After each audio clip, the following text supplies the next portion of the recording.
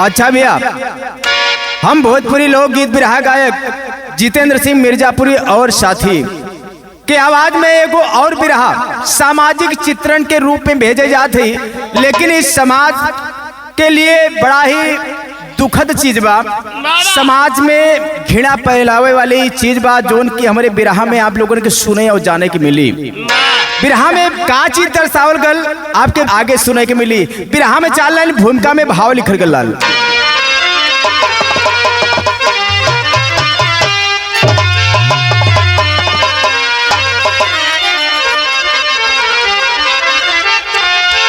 तू आए खुदा आज मानो को क्या हो गया, जुर्म पर जुर्म करता चला जा रहा, तो बुद्धि से ही न विक्षिप्त हो गया, दिन पे दिन अपनों से वो चला जा रहा, कि आदि कुकर्म का इस कदर हो गया, तो भेद पशु जानवर का भुला जा रहा, तो अब मानव की मानवता खत्म हो गई, तो कभी जितेंद्र कलेजा हिला जा रहा।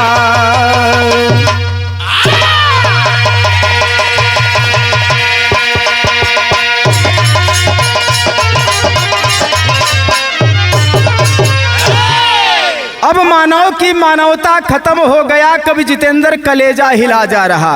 ऐसन ऐसन समाज में दुर्गुण फैल गई बा, ऐसन ऐसन काम हो जात बा कि सुन के आदमी के कलेजा हिल जात हो। बिरहा में एक लाइन कव्वाली का टुकड़ा लग गया। वाह,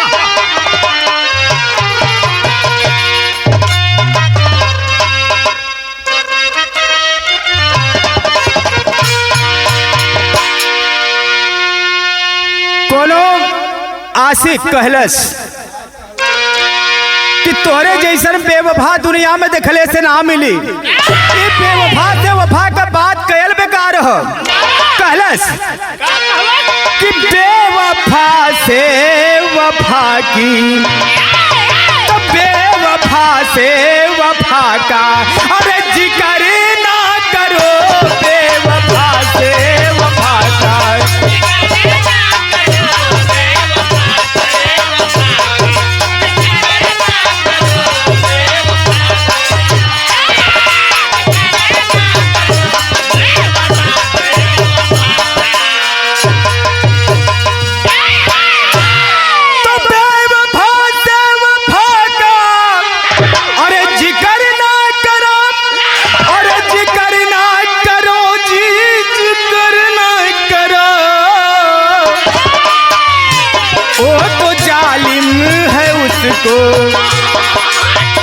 कि ओ तो जालिम है उसको खबर ना करो, ओ तो जालिम है उसको खबर ना करो।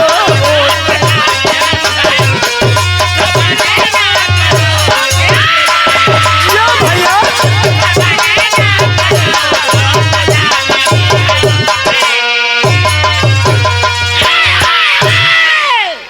ये तो कव्वाली का टुकड़ा रहे, लेकिन बिरहा में बड़ी सुंदर भाव लिखल गल कि दिल को दिल दे रहा है, तो दिल को दिल दे रहा है, अरे जख्म इस कदर दिल को दिल दे रहा है, जख्म इस कदर दिल को दिल दे रहा है,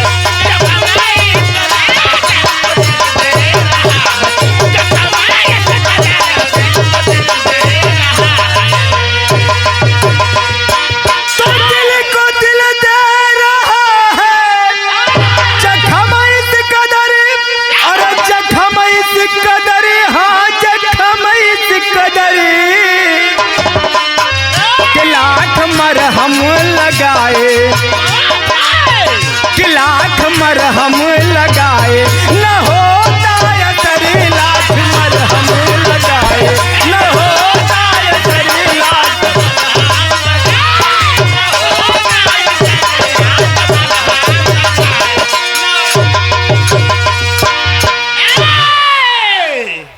ए बाबू, ऐसन ऐसन लोग इंसान के दुख दे देते हुन, ऐसा दर्द दे देते हुन कि वो आदमी मुँह जाता मर जाता हो, लेकिन वो दर्द वो जख्म दूर ना हो। बिरहा के कहानी का हमारे यहीं से शुरुआत भाई नजम कलाइन लगल बहादुर।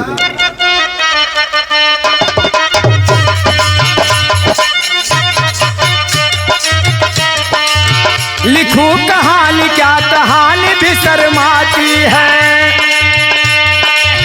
कलम चलती नहीं लज्जित वो मुँह छिपाती है। शहर सूरत में प्रेम सागर रहा करते हैं, पत्नी स्वरा के संजीवन को जिया करते। बिता कई बरस पर गोद भी सुना है, स्वरा दुल्हन के मन में दुख बढ़ाए अब दूना है। रात सोई तो देख सपना कोया चंबित है, रात सोई तो देख सपना कोया चंबित है। कभी होता है ऐसा हो गई ये कंपित है।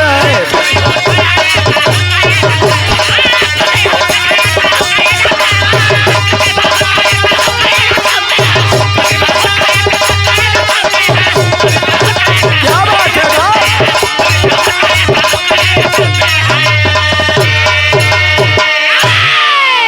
शहर सूरत में एगो प्रेम सागर नाम का इंसान रहत हुअल।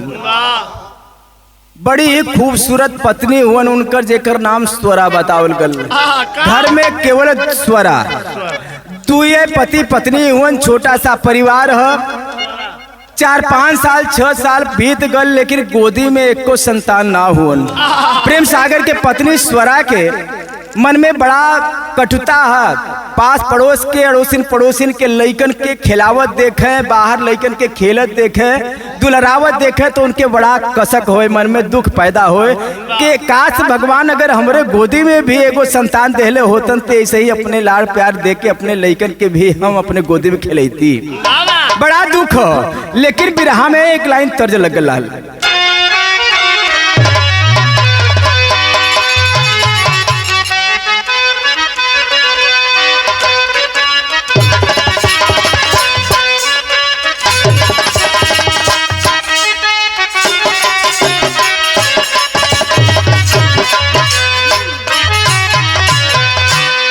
बहुत पुरान तर्ज मिल गल, लिखल गल। कौनो दुल्हन परेशान है अपने आदमी से, सुबह हो गईल बा भोर हो गईल बा, लेकिन वो परेशान करता छोड़त ना। दुल्हन या डांट के कलस है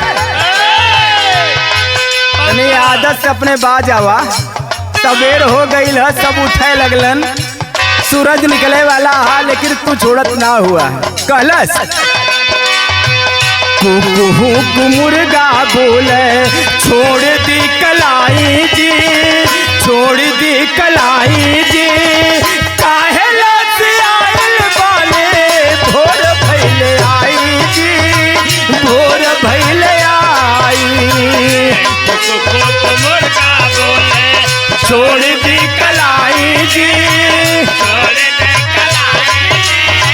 काहे लत आइल बाले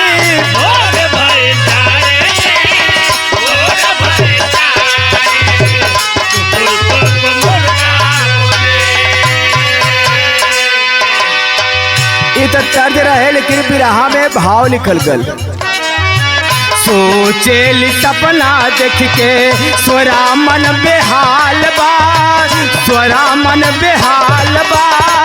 भूलल भुलात नइखे आवत खियाल बा, आवत खियाल बा।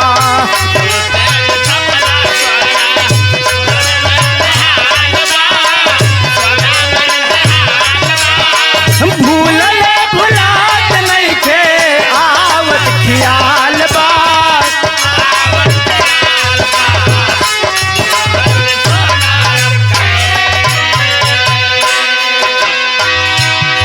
स्वरा एक दिन रात में सूतल खा पी के तरतिये में सुतला में एगो सपना देखलस, और सपना देख के जब सवेरे से उठल तो बार बार उस सपनवा ओकरे दिमाग में गूंजत हो।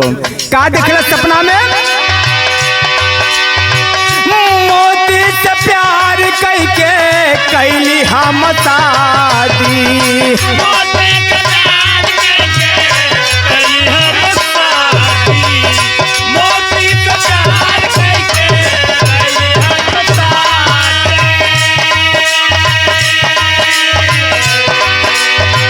गोदी में ललनवा भइले पावली प्रसादी।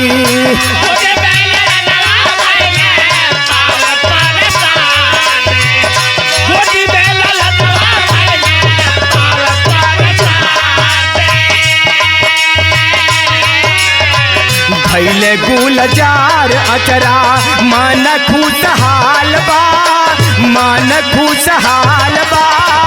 भूलल भुलात नइखे आवत खियाल बा, आवत खियाल बा।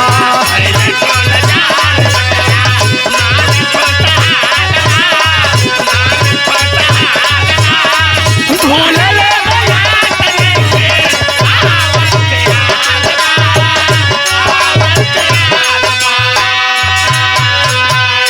स्वरा रात में सपना का देखलस? एक कुत्ता जीवले रहल जोने के नाम मोती रखले रहल। वही रात में सुतले में सपना देखलत कि हम अपने मोती नाम के कुत्ता से ब्याह कैलहली और शादी कैलहली। और शादी कैला के बाद ओकरे साथ हमार संबंध बनल और संबंध बनल तो वही से हमके एगो लड़का पैदा भइल बा जोने के हम गोदी में खिलावत हई। हमार सपना साकार हो गल, हमारे आंचल गुलजार हो गल। यही बतिया जब सपना में देखलत स्वरात दिमाग में गूंजत हो, बार बार सुतत हो, कतहु मन न लागत हो कि हम कैसन सपना देख लेली। बार बार यह दिमाग में सोचत हो। लेकिन भइल का बिरहा में तो हमें कहा नाम बा।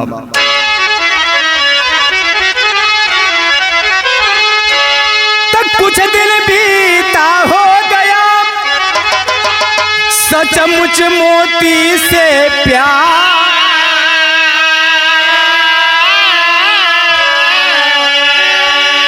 स्वरापति के चोरी चोरी उसको रही दुलारी।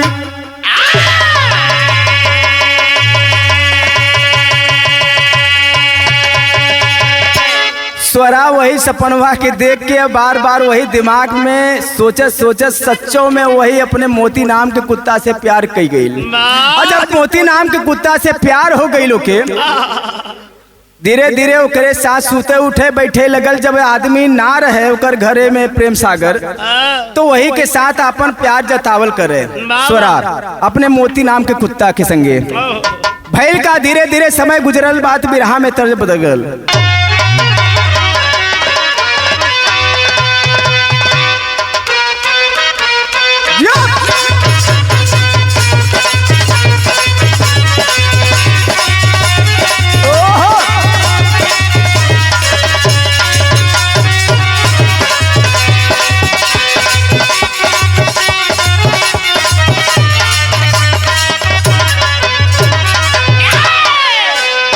कोनो नया नया लड़का के शादी भइल बा और जब सुहाग रात के कच्छ में पहुंचल बा तो बड़ा जल्दी आइल बा। दुल्हनिया से कहत बा, का कहत तारू अबले हमके देखावना।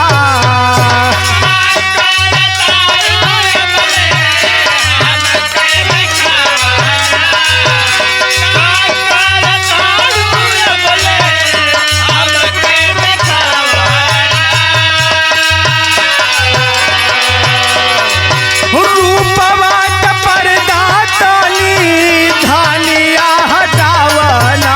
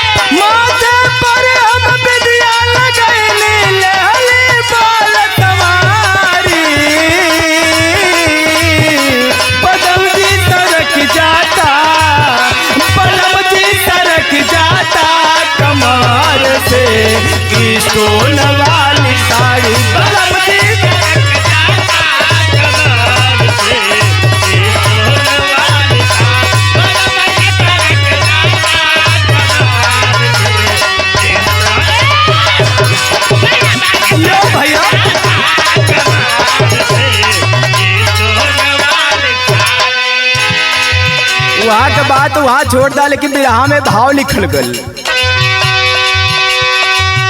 चोरी चोरी प्रेम सागर के मौज उड़ावेली,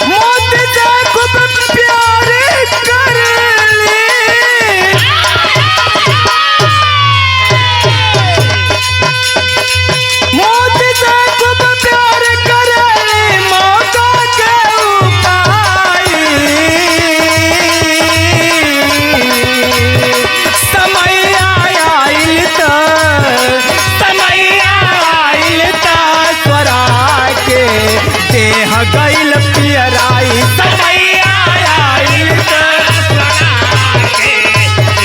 गइल पियराई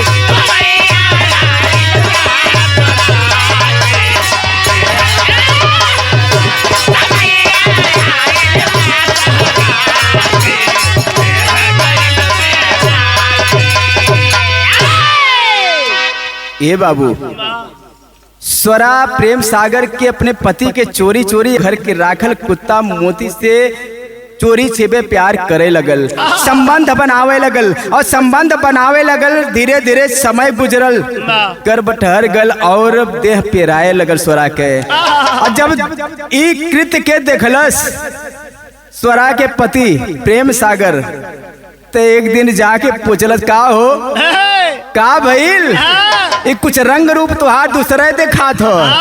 कहत हो कैसे, पूछे प्रेम सागर स्वरा से हमके आज बताई दा,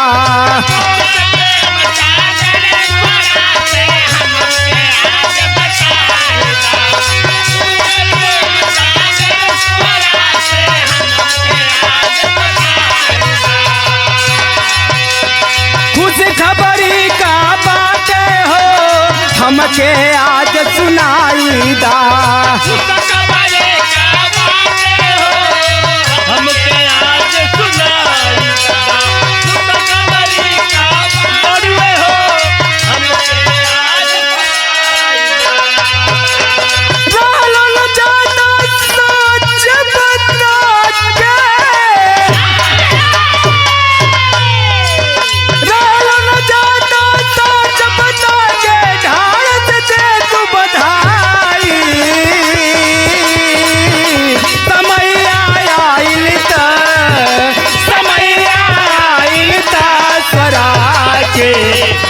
गइल पियराई समैया आइल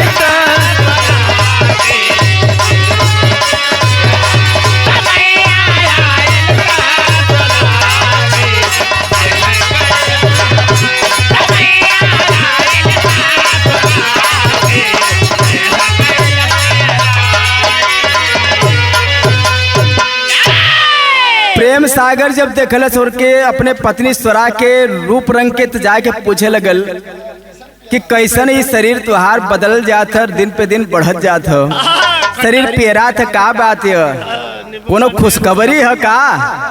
कहे सही बात बुझला है, कुछ खुशखबरी तो है ये है। कहे चला बड़ा लगल प्रेम सागर भगवान के मनौती माने के चला कम से कम पाथर पर डूब जामल। सोचे लगल बड़ा मन ही मन खुश बा, लेकिन ओके का पता है कि कहाँ से डूब जावल है पाथर पे। बिरहा में टेरी में भाव लिखल गल,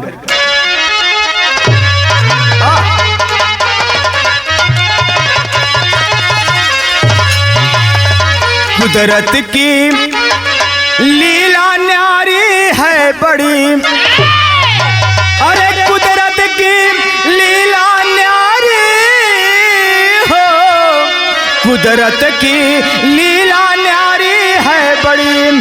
तो हुआ कुत्ता पैदा तब जाने आफत में पड़ी।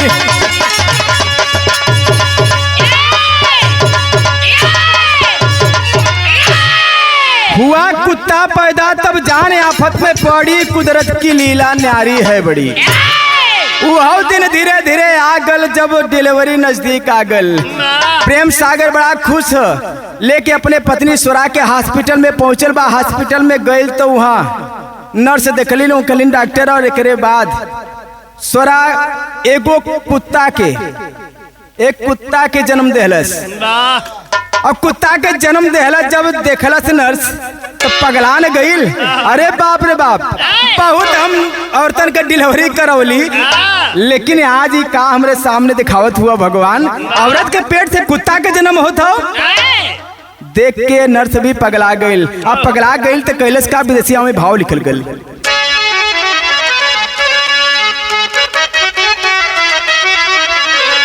तो कुत्ता जब पैदा भइल स्वरा के कोखिया हो, अब मनवा धुमिला भइल सोचेली गुजरिया।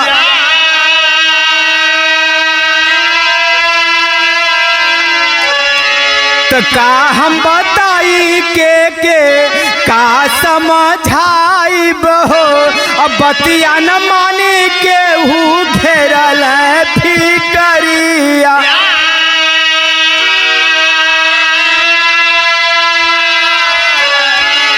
तो एहर नर्स जाके प्रेम सागर से बतवाली हो, और दुल्हन के पैदा भइल कुत्ता हो अनरिया।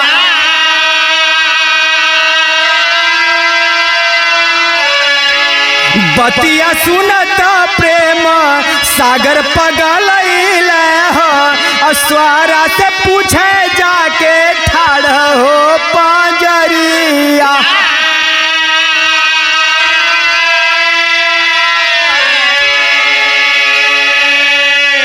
ए बाबू, स्वरा के पेट से जब कुत्ता पैदा भइल, नर्स दिखावलस स्वरा के।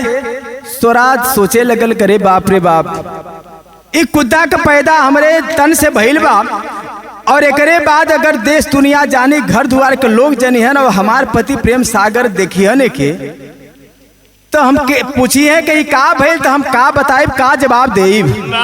वो हर सोचा था, तब से हर पैदा करावे वाले नर्स बहरवा जाके प्रेम सागर से बता दे के प्रेम सागर सुना, तोरे पत्नी के डिलीवरी हो गल। कहे का भइल, खुशखबरी बताइबू ना। कहे खुशखबरी का बताई, बड़ा दुख की बात है। कहे का भइल, कहीं तुहार दुल्ही स्वरा जौन बा एगो कुत्ता के जन्म देहलिन है। ई बतिया के जब सुनल प्रेम सागर तो पगलान गईल, भागल गईल, और जाके अपने पत्नी स्वरा के पास ठाड़ हो गईल, और खड़ा होकर के पूछे लागल का होई, का भइल। पूछा तो लेकिन वो का बतावे, कुछ बता ना पावत हो। तब से बिरहा में तर्ज बदल गल।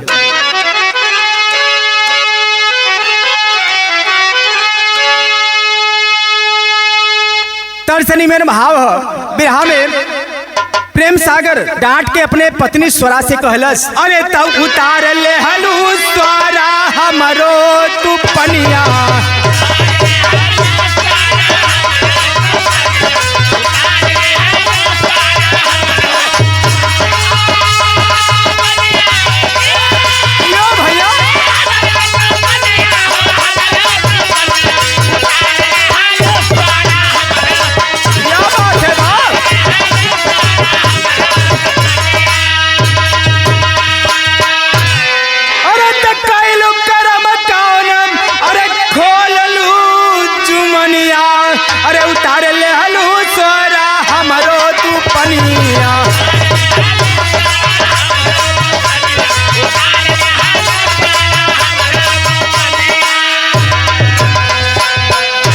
गौवा जवार प्रेम सागर के बुलवल, अब बीच सभा में पंचायत करवल।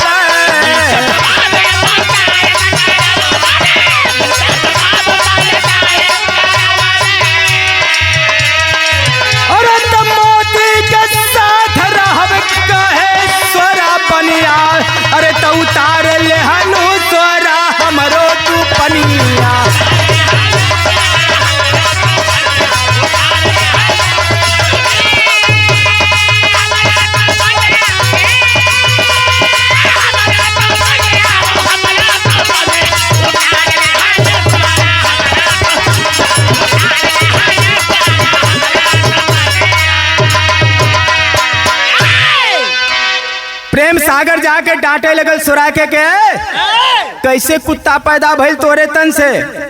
कुदरत का खेल हो या तू कोनो गलती कैलू? हॉस्पिटल से लेके सोरा के छुट्टी करा के घर पहुंचल। गांव जवार नतई हितई सबके इकट्ठा कैलस, बुला के प्रेम सागर पंचायत बुलौलस। अब पंचायत में जब बात होखे लगल, सबसे पूछे लगलन है, तो सोरा समझ गए कि ये लोग बात मनिहन ना, तो सच्चाई के काहे ना हम बता दें। और सोरा वही महफिल के अंदर, वही पंचायत के अंदर सबके सामने कहलस कैसे न कि हम मोती से अपने कुत्ता से प्यार करी ले, आई पैदा भइल कुत्ता वही कह, इनके बस के कोनो चीज रहल ना, ये से हम में प्यार हो गल अपने मोती नाम के कुत्ता से, और वही के संबंध से ई आज जो कुत्ता देखत हुआ पैदा भइल बा, तो वही कह, अब वही से हम शादी भी करब इनके साथ, अब ना रहब। वही महफिल के अंदर एगो हार ले आकर के और वही कुत्ता मोती के ले जा करके सोरा पहना देहलस, वही मोती नाम के कुत्ता से शादी कैलस, वही महफिल पंचायत के अंदर, और मोती नाम के कुत्ता के अपन पति मान लेहलस। अब जब पति मान लेहलस तो भइल का पापट में भाव लिखल गल,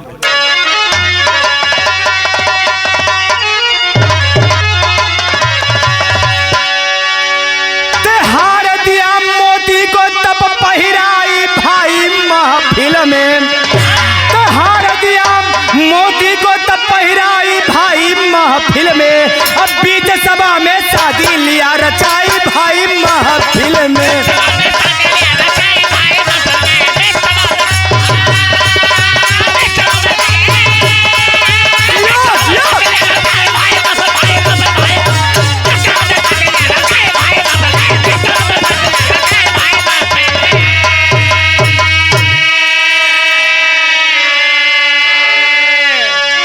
सोरा वही कुत्ता मोती से शादी कई लेलस, होके अपन पति बना लेलस, और ताना मारत हो अपने पति प्रेम सागर के, कहलस का कि जोर जाग में तोहरे नाम, तब सोरा कहे फटकारी हो, और हिजड़ा संगे कैसे जती हमहू मन के मारी हो, अब मर्द होला मोती जैसन बतलाई भाई महफिल में, अब बीच सभा में शादी लिया रचाई भाई महफिल में। डांट के प्रेम सागर के सोरा कर लेते सुना, मर्द मोती जैसन होके के चाहिए। 5 साल 6 साल हो गल शादी भइले, तोरे संगे कुछ ना उखाड़ पौला, एगो संतान के बिना हम तरस गईली, लेकिन प्यार भइल मोती से, अब मोती हमके एगो संतान दे देलस, चाहे कुत्ते के रूप में देलस। अब जौन उ रहल वह मिलल। खेते में कहल जा लेना कि जौन बीज बोईबा, अगर धान बोल है तो गेहूं कैसे कटबा, धाने पैदा हुई। कुत्ता अगर संबंध बनौलस तो कुत्ते न पैदा हुई भैया, तो कुत्ता पैदा भइल तो ठीक है, लेकिन संतान दहलस, हमार गोदी गुलजार हो गल। तोरे जैसे हम हिंजड़ा के संगे, छक्का के संगे, नामर्द के संगे कैसे अपन जिंदगी गुजारी। ई बतिया बोल के सोरा प्रेम सागर के ताना मरलस, और ताना मरलस तो भइल का आल्हा में भाव लिखल गल।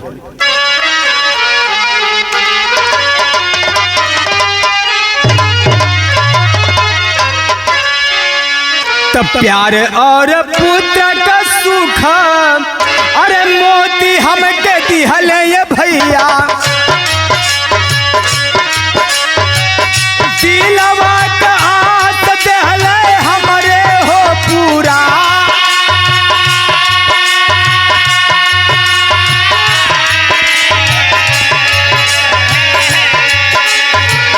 हमके आप के हूँ नहीं कोई है बझनिया बाबू, शेरू के रूप में गईली पुत्र हमहू पा,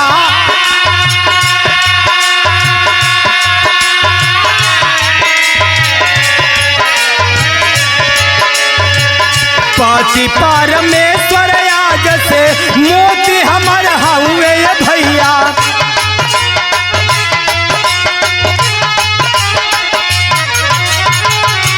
नहीं का बेटा से रूप पैदा भइल आ,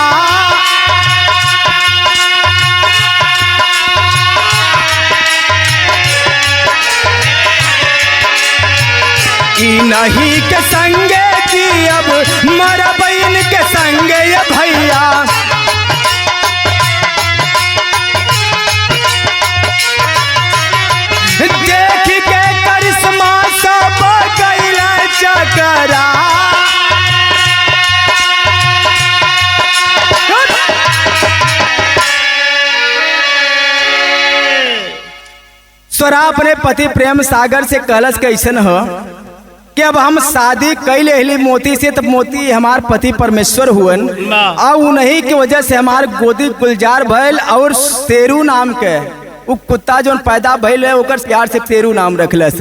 शेरू जैसन एगो लड़का हमरे गोदी में पैदा भइल। तो अब हम मोती के अपन पति मान के परमेश्वर मान के उन्हीं के साथे में रहब, तोरे साथे हमार जीवन ना गुजरी, तोरे साथे हम ना रहब। जब इतना हो गई भैया तो खड़ी के लाइन में भाव लिखड़ गल।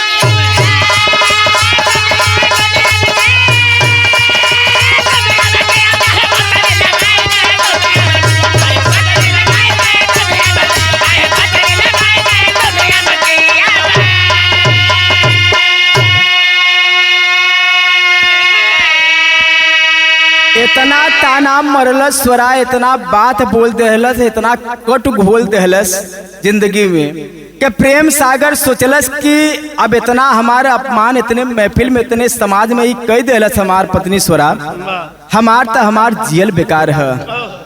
वहां से निकलल और जाके घर में घुसल और घर में घुस के पंखा में वही स्वरा का एगो साड़ी रखल रहे वही के अपने गर्दन में लगा के वही पंखवा में बांध के फसरी लगा के झोल गल और अपने प्राण के त्याग दहलस।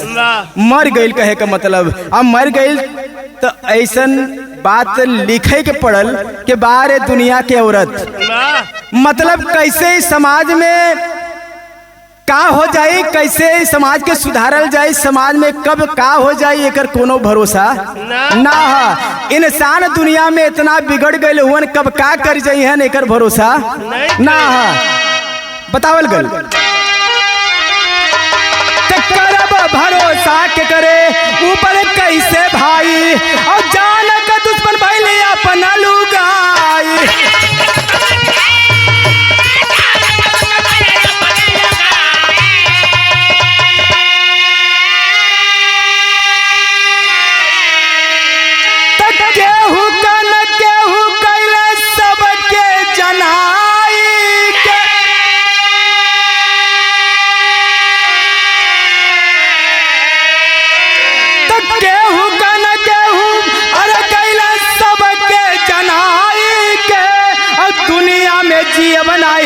अरे दुनिया में जिया बनाई, अरे फसरी लगाई के दुनिया में जिया बनाई।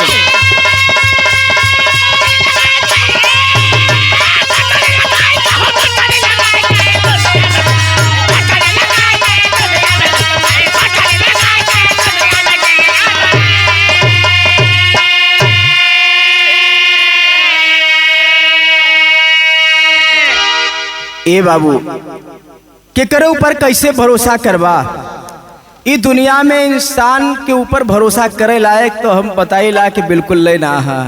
मुँह हमें राम बगल में सूरी सामने कब का कह दे, अब पीठ पीछे कब खंजर भोग दे एकर कोनो भरोसा ना है। स्वरा वही कुत्ता मोती से जेवने से शादी कैलस वही घर में अपने शेरू नाम के लड़का वही कुत्ता पैदा भइल, कुत्ता के साथ वही घर में रहत हो और जिंदगी के बसर करत हो। अब प्रेम सागर तो अपन फसरी लगा के दुनिया के छोड़ के चल गए। यही से मेरी कहानी लास्ट भइल, आखिरी लाइन में बतावल गई। गुरपत्तू छह बरजी कहे नारी की है लीला और सुगंधल का से बुलनाल से पार है मीला।